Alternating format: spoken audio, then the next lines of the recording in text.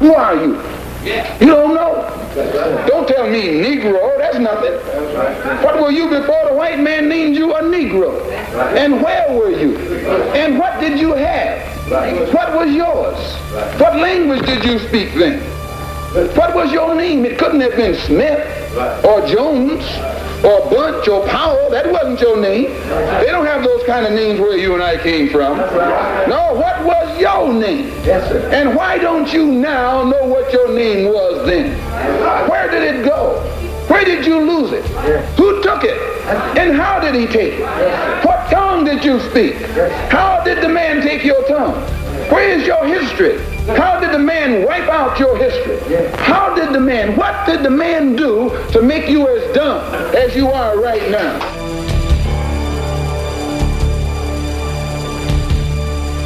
The white man is your enemy, whether you're a Baptist, whether you're a Methodist, whether you're an Episcopalian, or whether you're a Muslim, or whether you're a Mason, or whether you're an elk.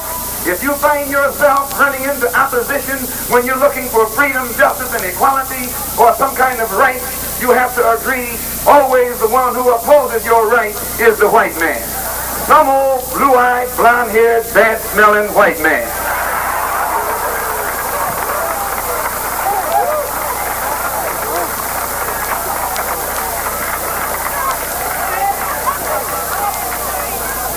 And he doesn't like you any better than he likes me. Some of you are dumb enough to think that he makes a distinction, that he makes a difference, but in his eyesight, there's no difference. When he puts his club upside your head, he doesn't care whether you're a Baptist, a Methodist, but he does want to know whether or not you're a Muslim. Because he knows if you're a Baptist or a Methodist, you're going to turn the other cheek. You're going to try and love your enemies. You're going to pray for them that despitefully use you. So he's not worried about you. But he knows if you're a Muslim, you're not going to turn the other cheek. If you pray for him, you pray that God kills him, or God helps you to kill him. That's the only kind of prayer you pray.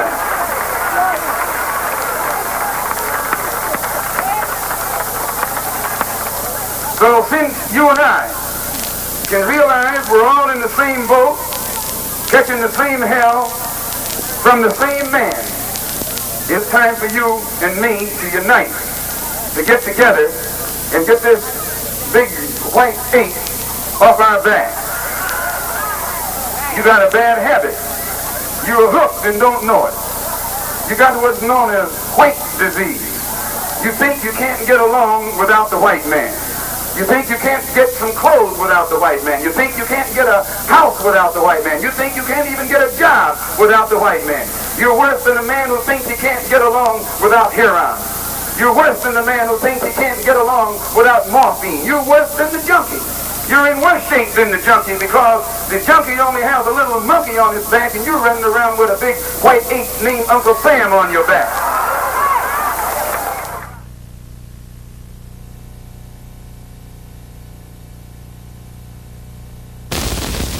No. If they don't pass it, it'll make him angry, and if they do pass it, it'll make him angry because most of the trouble that you're having in this country right now is in the North rather than in the South. And I think that any person who has a knowledge of the Civil Rights Bill will agree that it offers the Negro in the North nothing that he doesn't already have. So if that bill is passed and it still doesn't offer the Northern Negro anything that he has, it means that the present civil rights legislation won't in any way correct the problems that Negroes in the North are facing. So after the bill is passed, the Negro will still be living in the ghetto. He'll still be the unemployed. He'll still be the victim of poor education and poor everything else.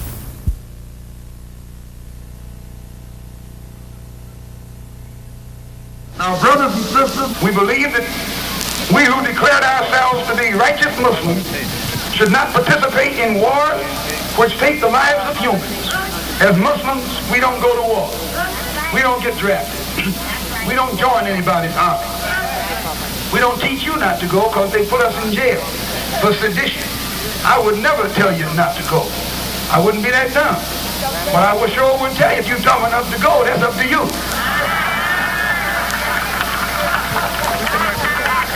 If you're dumb enough to fight for someone who means you no good, if you're dumb enough to fight for something that you have never gotten, If you are dumb enough to be as dumb as your other brothers who went into Korea and came back and still caught hell, if you are dumb enough to follow in the footsteps of your older brothers during World War II who fought all over the South Pacific like Isaac Woodard and came back here to this country and got his eyes punched out by police right here in this country, if you are dumb enough behind what you know about the white man today to let him stick his uniform on you and send you overseas to fight, well, you go to hell on and fight. But I'm not that dumb. For me, and I can only speak for myself, I'll go to jail. I'll go to prison. Stick me in jail. Let me go to prison. Right. But don't give me your uniform. And don't give me your rifle, because I might use it on someone that you don't intend for me to use. Don't never put me in your airplane and fill it with bombs and tell me go bomb the enemy. Well, I don't have the far to go to find that enemy. No.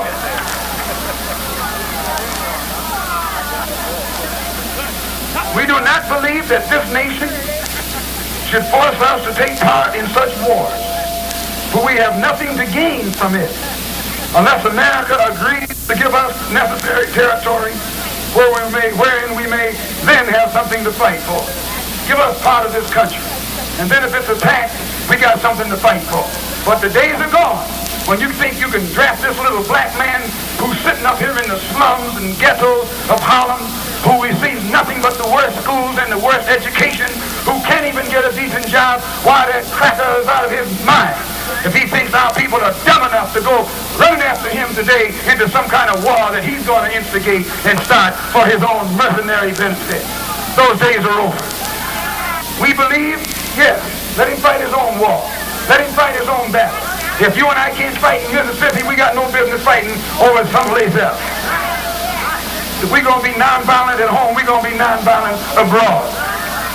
We believe that we're at the time now when God, the Prince of Peace, has a desire to set up his kingdom here on this earth. But we do not believe that God can establish a kingdom of peace until he first removes from the planet the warmonger, the war maker, the troublemaker. So today, we believe religiously that God is after the white man, that God is rounding them up, that God is bringing them together, dumping them all in one spot for the sole purpose of casting all of them into the lake of fire. We religiously believe that when you read the book of Revelation, and it points out in there about the beast in the last days that was cast into the lake of fire as Muslims, we believe that this means none other than the American white man. We believe that his future is a fiery future, a future in which he will be enveloped in the flames that will stem from God's wrath.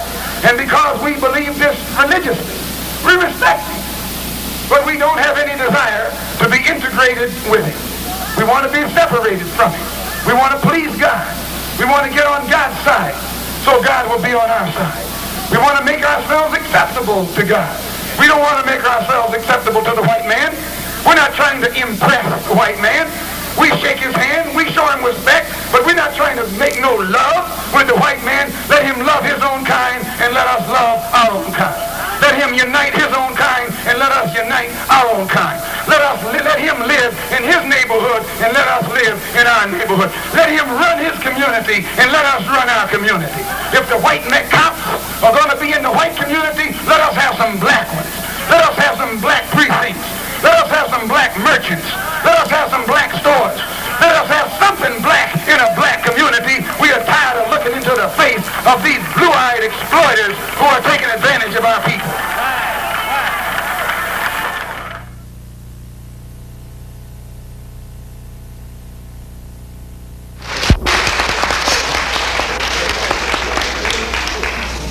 I want to thank Brother Jesse Gray for the invitation to come here this afternoon and participate in this rally, which I believe is for the good of the community, the good of the black community. And anything that's good for the black community, the white man should realize it is good for his community.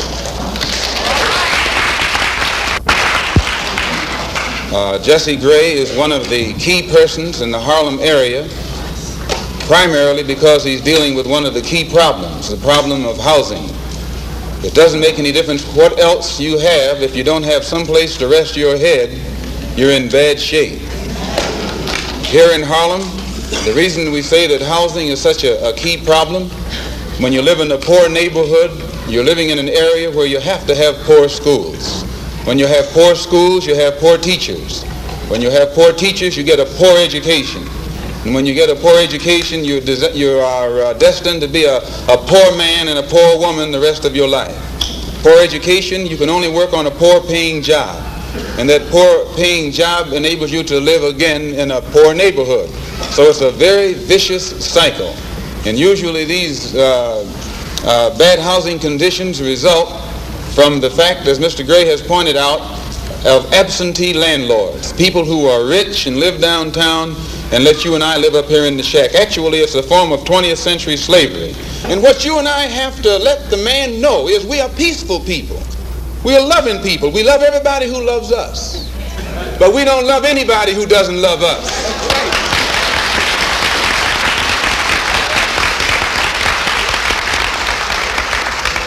We're nonviolent with people who are nonviolent with us. But we are not nonviolent with anyone who is violent with us.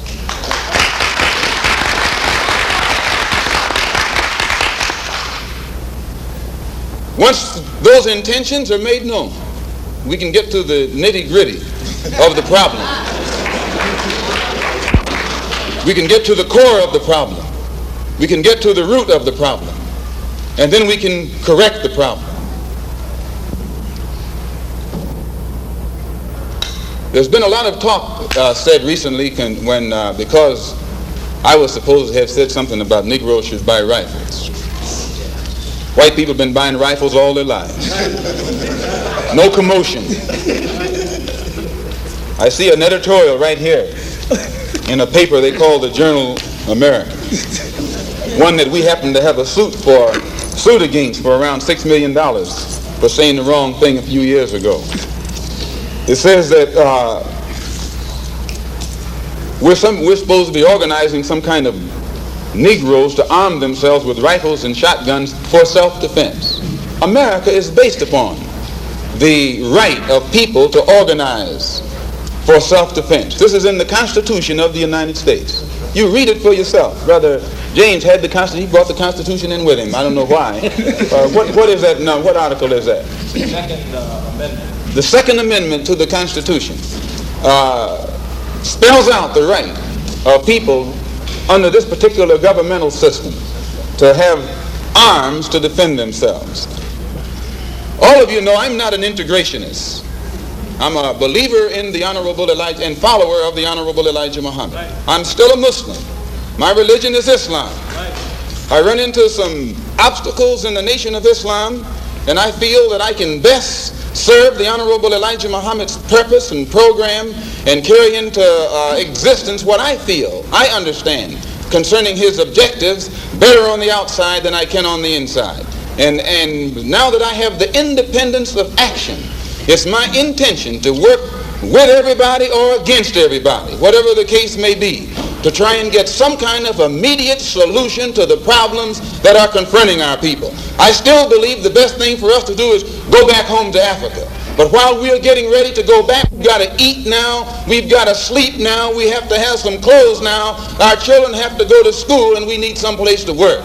So whatever kind of action program can be devised to get us the things that are ours by right, then I'm for that kind of action no matter what the action is.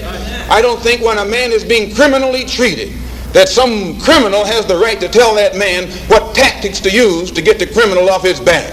When a criminal starts misusing me, I am going to use whatever necessary to get that criminal off my back. And the injustice that has been inflicted upon Negroes in this country by Uncle Sam is criminal. Don't blame a cracker in Georgia for your injustices. The government is responsible for the injustices. The government can bring these injustices to halt.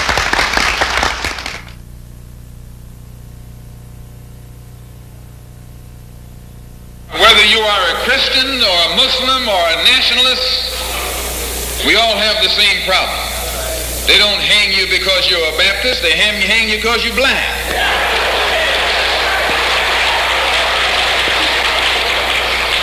They don't attack me because I'm a Muslim. They attack me because I'm black. They attack all of us for the same reason. All of us catch hell from the same enemy. We're all in the same bag, in the same boat.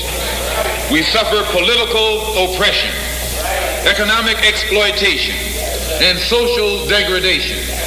All of them from the same enemy. The government has failed us. You can't deny that. Anytime you live in the 20th century and you walking around here singing, "We shall overcome," the government has failed.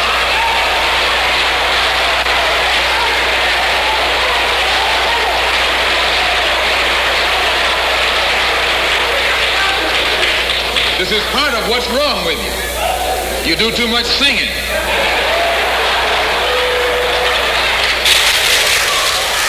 Today it's time to stop singing and start swinging.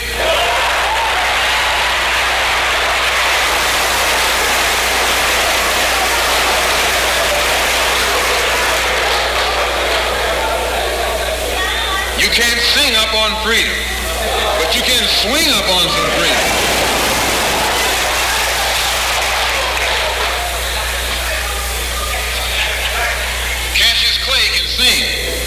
But singing didn't help him to become the heavyweight champion of the world.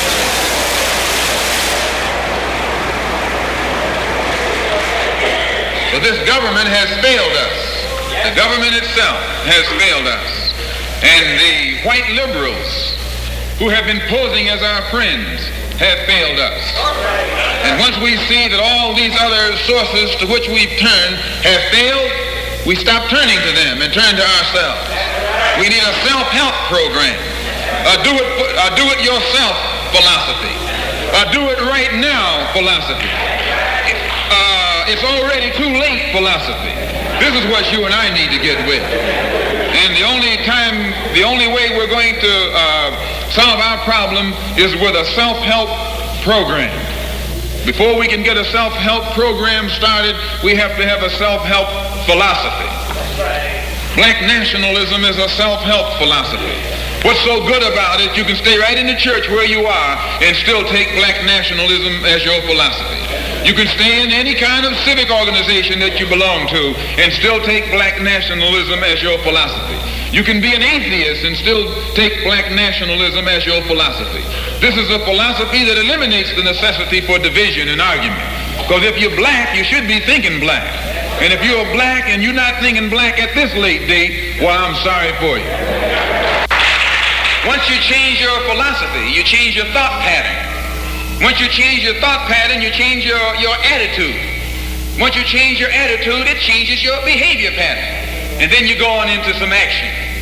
As long as you got a sit-down philosophy, you'll have a sit-down thought pattern.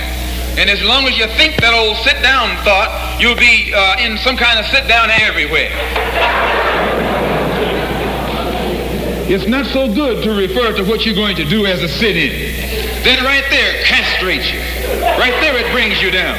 What goes with it? Think of the image of someone sitting. An old woman can sit. An old man can sit. A chump can sit. A coward can sit. Anything can sit. Well, you and I have been sitting long enough, and it's time today for us to start doing some standing and some fighting to back that up.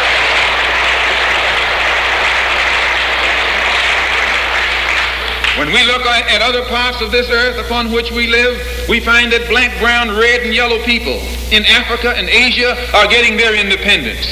They're not getting it by singing, "We shall overcome." No, they're getting it through nationalism. It is nationalism that brought about the independence of the people in Asia. Every nation in Asia gained its independence through the philosophy of nationalism. Every nation on the African continent that has gotten its independence brought it about through the philosophy of nationalism. And it will take black nationalism that to bring about the freedom of 22 million Afro-Americans here in this country where we have suffered colonialism for the past 400 years.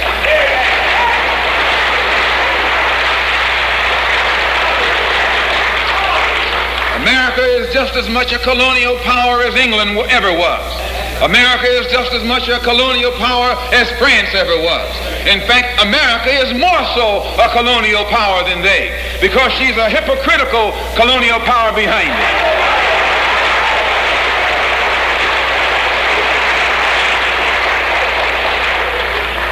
What do you call second-class citizenship? Why, that's colonization. Second-class citizenship is nothing but 20th century slavery. How are you going to tell me you're a second-class citizen? They don't have second-class citizenship in any other government on this earth. They just have slaves and people who are free. Well, this country is a hypocrite.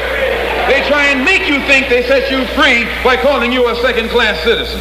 No, you're nothing but a 20th century slave.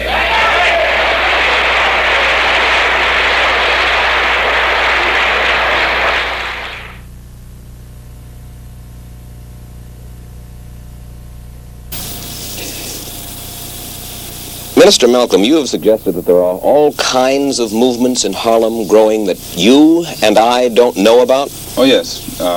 Frustration itself has been sufficient, all that was necessary to make Negroes realize the importance of banding together. And Negroes are banding together. Banding together in what kind of movements?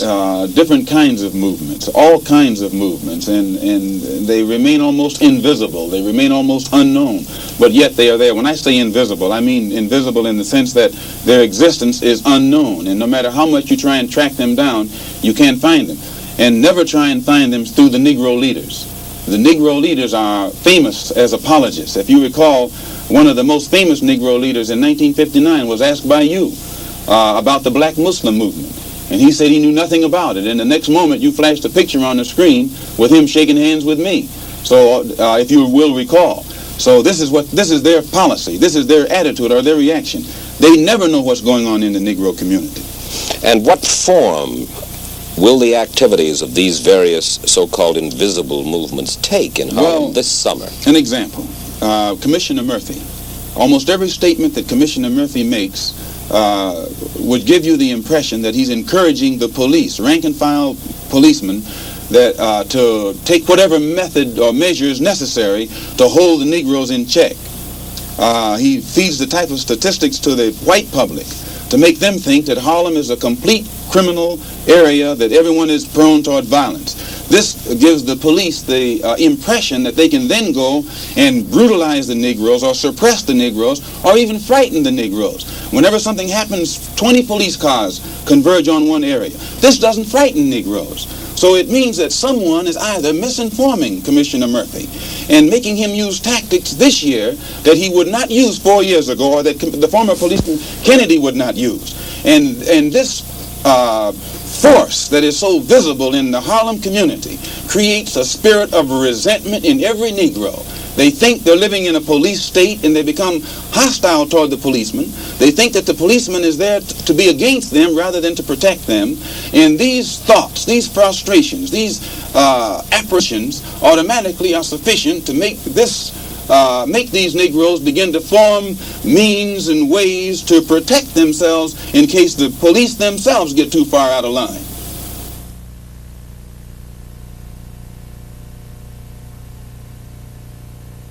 I'm no politician.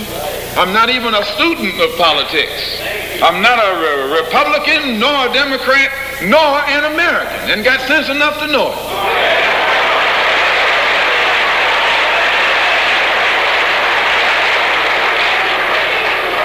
I'm one of the 22 million black victims of the Democrats. One of the 22 million black victims of the Republicans, and one of the 22 million black victims of Americanism.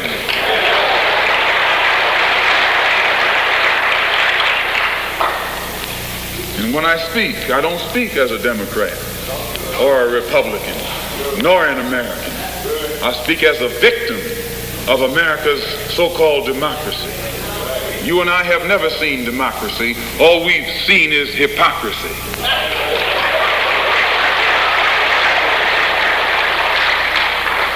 When we open our eyes today and look around America, we see America not through the eyes of someone who has enjoyed the fruits of Americanism, We see America through the eyes of someone who has been the victim of Americanism.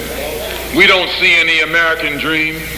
We've experienced only the American nightmare.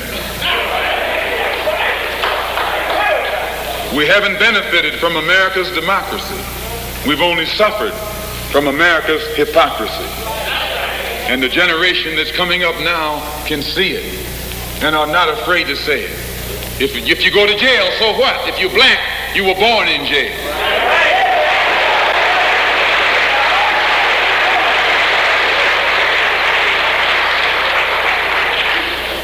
If you black, you were born in jail. In the North as well as the South. Stop talking about the South. Long as you south of the Canadian border, you're South.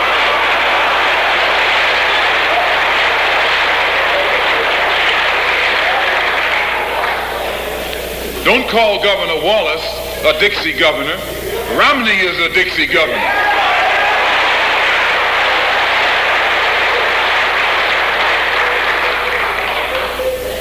22 million black victims of Americanism are waking up, and they're gaining a new political consciousness, becoming politically mature.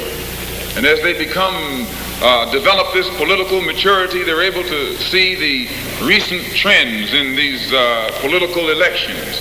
They see that the whites are so evenly divided that every time they vote, the race is so close, they have to go back and count the votes all over again. And which means that any block, any minority that has a block of votes that stick together is in a strategic position. Either way you go, that's who gets it.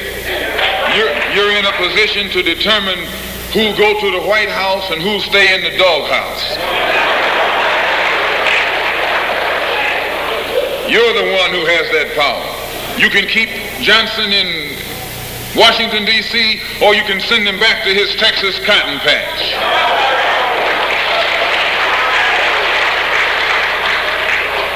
You're the one who sent Kennedy to Washington. You're the one who put the present Democratic administration in Washington, D.C. The whites were evenly divided. It was the fact that you threw 80% of your votes behind the Democrats that put the Democrats in the White House. When you see this, you can see that the Negro vote is the key factor. And despite the fact that you are in a position to be the determining factor, what do you get out of it? The Democrats have been in Washington, D.C. only because of the Negro vote. They've been down there 4 years. And all other legislation they wanted to bring up, they brought it up and gotten it out of the way, and now they bring up you. And now they bring up you. You put them first and they put you last. Because you're a chump.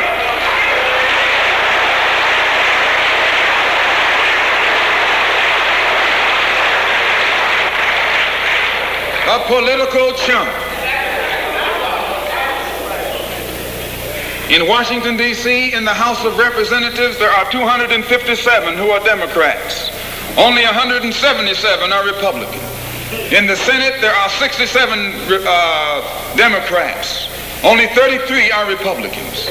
The party that you backed controls 2/3 of the House of Representatives and the Senate, and still they can't keep their promise to you because you're a chump.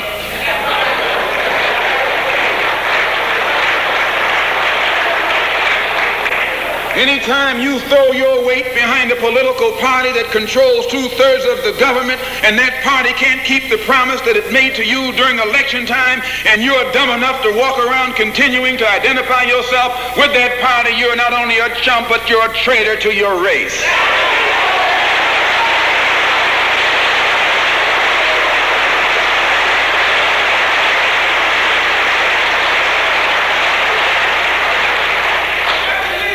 And what kind of alibi do they come up with?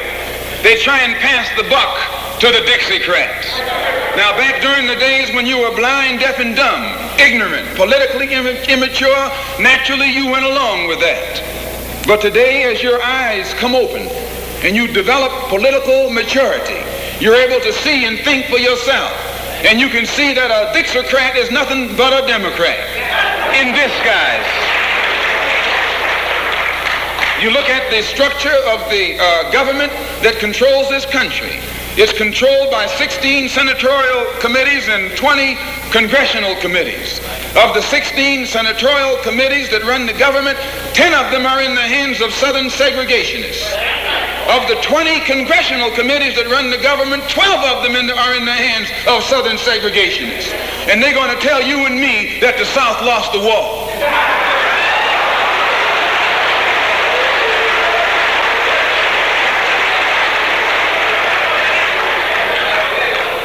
Today are in the hands of a government of segregationists, racists, white supremacists, who belong to the Democratic Party but disguise themselves as Dixiecrats.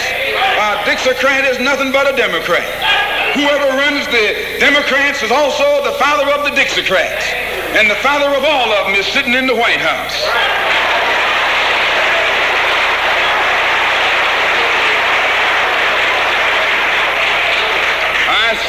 I say it again. You got a president who's nothing but a Southern segregationist.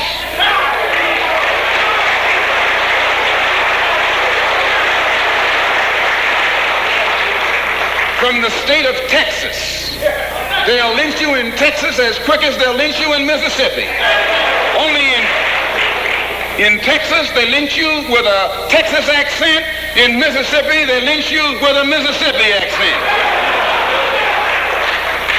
And the first thing the cracker does when he comes in power, he takes all the Negro leaders and invites them for coffee to show that he's all right. Oh, I say, you've been misled. You've been had. You've been took.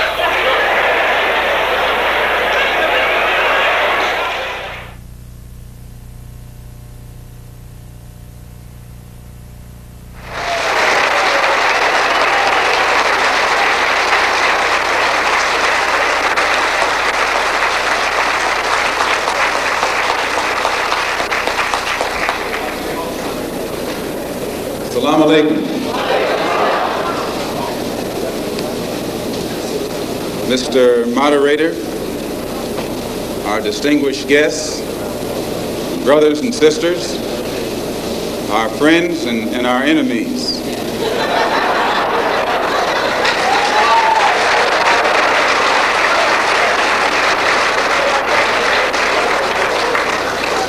Everybody is here. As many of you know, last March, when it was announced that I was no longer in the Black Muslim movement, it was pointed out that it was my intention to work among the 22 million non-Muslim Afro-Americans and to try and form some type of organization or create a situation where the young people, our young people, the students and others, could study the problems of our people for a period of time and then come up with a new analysis and give us some new ideas and some new suggestions as to how to approach a problem that too many other people had been playing around with for too long. And that we would have some kind of meeting and determine at a later date whether to form a black nationalist party or a black nationalist army.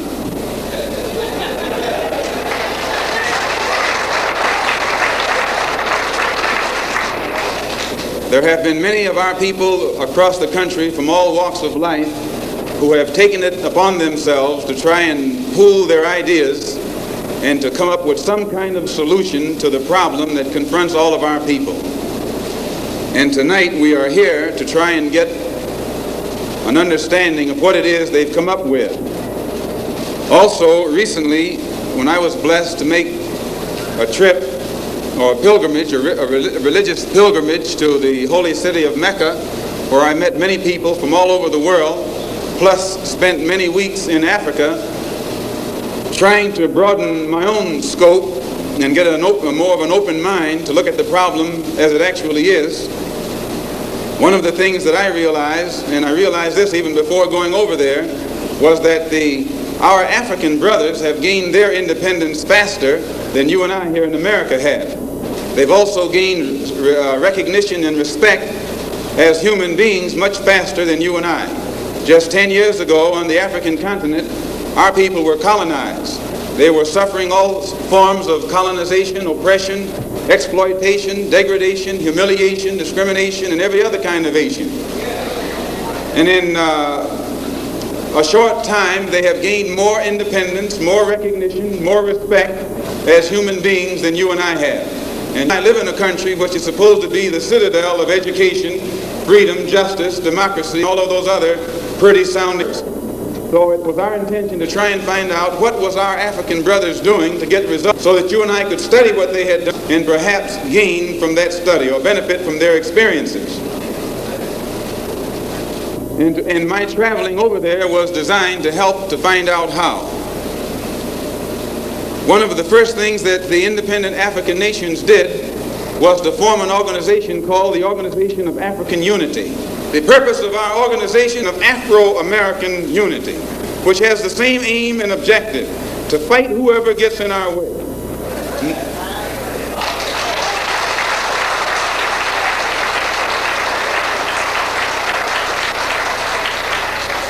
To bring about the complete independence of people of African descent here in the Western Hemisphere, and first here in the United States, and bring about the freedom of these people by any means necessary.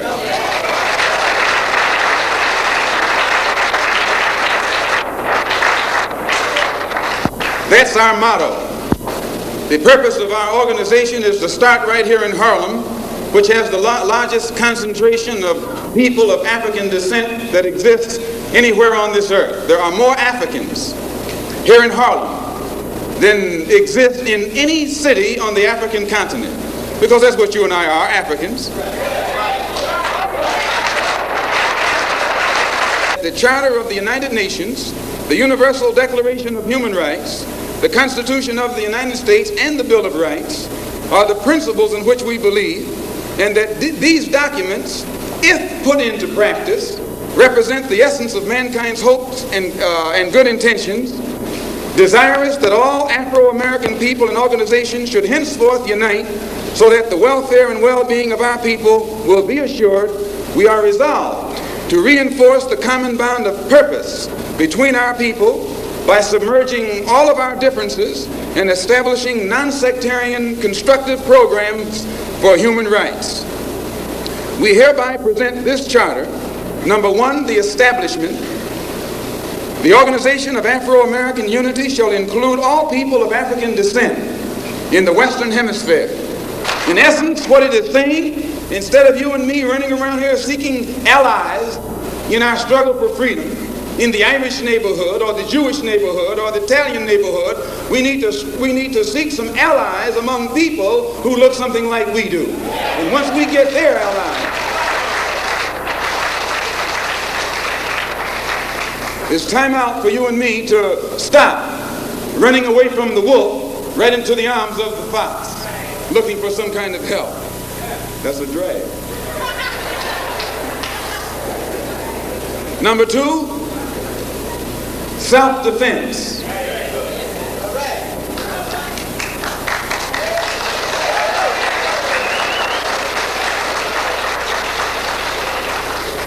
Since self-preservation is the first law of nature, we assert the Afro-American's right to self-defense. The Constitution of the United States of America clearly affirms the right of every American citizen to bear arms. And as Americans, we will not give up a single right guaranteed under the Constitution. The history of unpunished violence against our people clearly indicates that we must be prepared to defend ourselves, or we will continue to be a defenseless people at the mercy of a ruthless and violent racist mob.